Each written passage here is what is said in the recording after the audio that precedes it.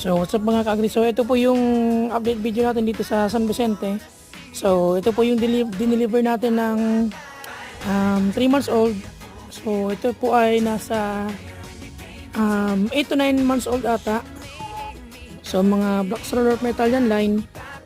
So laying na po ito. Sabi ano lang, tumingin lang dahil sa malakas na pag-uulan. So far wala namang namatay dito. Yun, kompleto pa rin yung dineliver natin. Ito po ay 10 piraso. And still, ayan, kompleto pa rin yung ating mga dineliver. So ayun po yung nagagawa ng paggamit natin ng Battlecock.